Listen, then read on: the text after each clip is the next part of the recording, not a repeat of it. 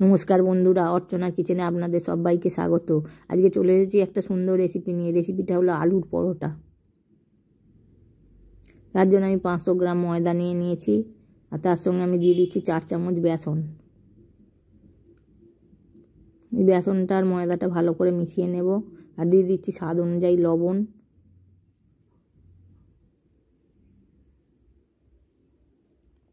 এগুলো হাতে করে ভালো করে মিশিয়ে নিলাম,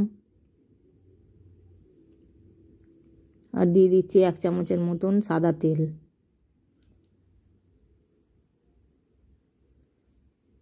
এগুলো ভালো করে মিশিয়ে নেব, নিয়ে এবার অল্প অল্প করে জল দিয়ে আমি মেখে নেব। আমাদের এটা ময়দাটা মাখা হয়ে গেছে। এরকম একটা রুটির আটা যেমন মাখা হয় সেরকম একটা মেখে নিয়েছি আটার ময়দার ডো। এবার একটু সাদা তেল দিয়ে 1 চামচের মতো সাদা তেল দিয়ে একটু উপর থেকে বুলিয়ে নিয়ে এটা আমি 10 মিনিটের মতো ঢাকনা চাপা দিয়ে রেখে দেব।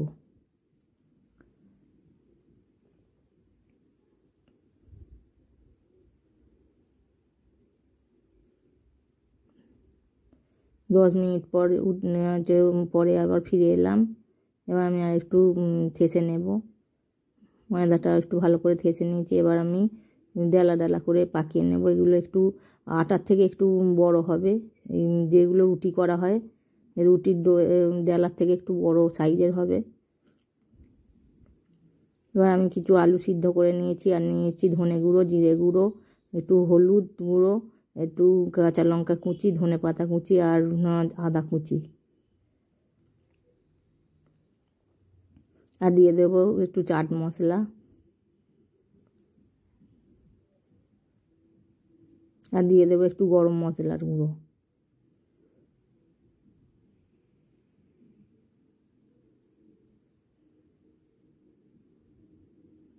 এগুলো দিয়ে আমি ভালো করে মেখে নেব, আর দিয়ে দেবো স্বাদ অনুযায়ী লবণ।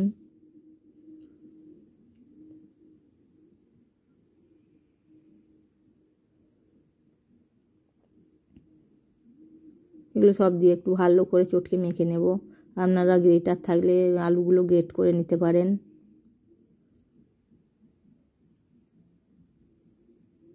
আলুগুলো ভালো করে মশলা দিয়ে মাখা হয়ে গেছে। এবার আমি ময়দার ডোগুলো এবার বাটির মতন আকার করে পুর ভরে নেব।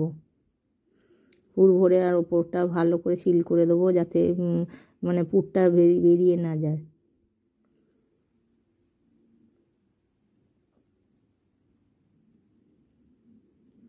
আমি প্রত্যেকটা ময়দার যে লেচিতে আমি এরম করে আমি পুর ভরে নেব, আর ওপর থেকে সিল করে দেবো ভালো করে।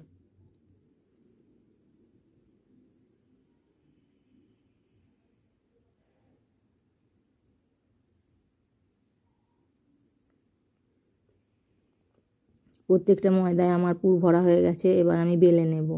অল্প একটু ময়দা ছড়িয়ে আমি একটা একটা করে রুটির আকারে বেলে নেব। খুব বেশি চাপ দিয়ে বেললে হবে না, তাহলে পুর ফেটে বেরিয়ে যাবে। হালকা হাতে চাপ দিয়ে বেলতে হবে।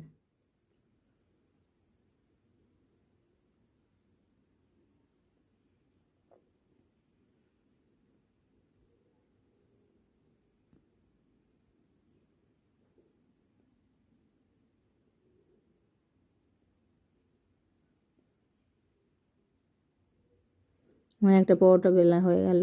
এবার আমি সবগুলো পরোটাই এরম করে বেলে নেব।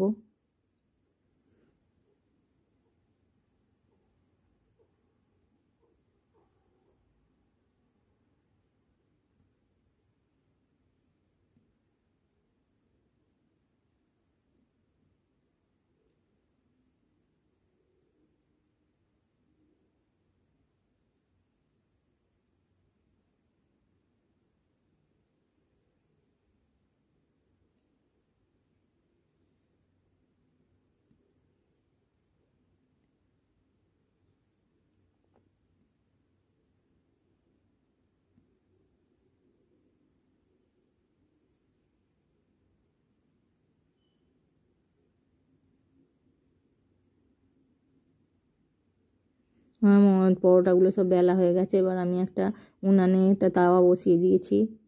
তাওয়াটা একটু গরম করে নিয়েছি, এই 10 মিনিট আগে বসিয়ে একটু গরম করে নিয়েছি। এবার একটা পরোটা এর উপরে দিয়ে দিয়েছি। প্রথমে দু পিঠটা ভালো করে সেই আটা রুটির মতো সেঁকে নেব।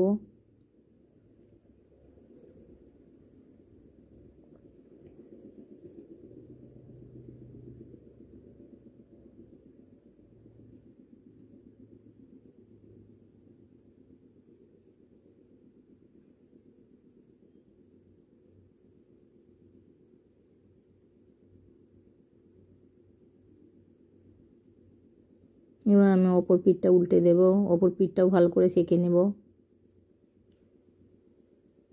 উপর দিকটা ড্রাই হয়ে গেলে, ফুলে ফুলে গেলে বুঝতে হবে সেঁকা হয়ে গেছে।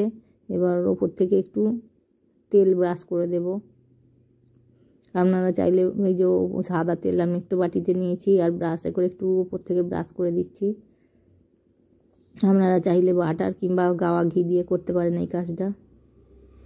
আর আঁচটা মাঝারি আঁচে রাখতে হবে।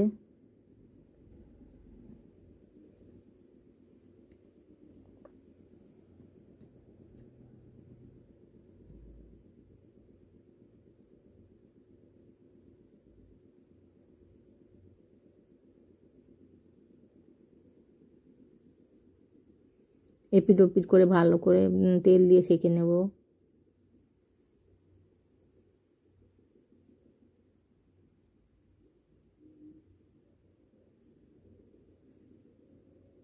আমার পরোটাটা তৈরি হয়ে গেছে। এবার আমি কড়াই থেকে উঠিয়ে নেব।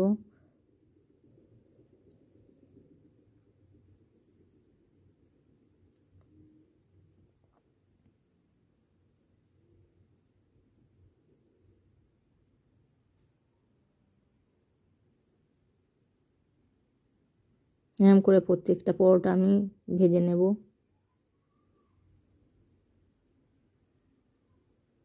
আবার একটা পরোটা দিয়ে দিলাম।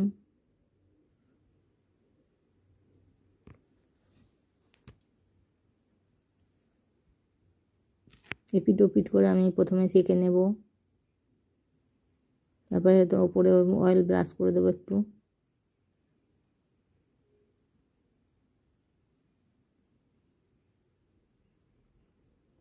এরকম করে আলুর পরোটা করে খেয়ে দেখবেন, খুব সফট হয়, খুব নরম হয়, আর খেতেও খুব সুস্বাদু হয়।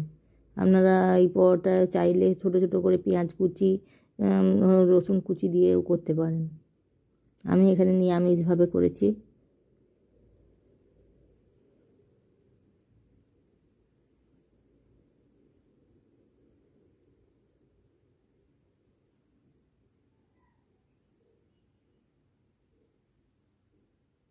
আমার চ্যানেলের রান্নাগুলো যদি আপনাদের পছন্দ হয়ে থাকে তাহলে চ্যানেলটিকে সাবস্ক্রাইব করে পাশে থাকার অনুরোধ রইল।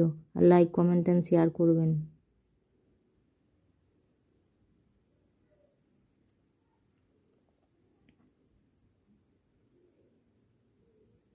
আলুর পরোটাটা তৈরি করার সময়, যখন মাখার সময় ময়দার সঙ্গে একটু ময়দা কিংবা আটার সঙ্গে একটু বেসন মেশাতে ভুলবেন না, কারণ বেসন মেশালে মানে খেতে খুব সুস্বাদু হয়, ও রেস্টুরেন্ট স্টাইলের হয়ে যায়। হোটেল রেস্টুরেন্টগুলোয় এইসব ময়দার সঙ্গে বেসন মেশানো থাকে, তাই এদের খাবারগুলো, আলুর পরোটাগুলো এত সুস্বাদু হয়।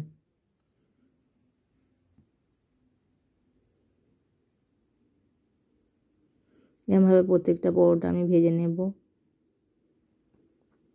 আমার প্রত্যেকটা পরোটা ভাজা হয়ে গেছে।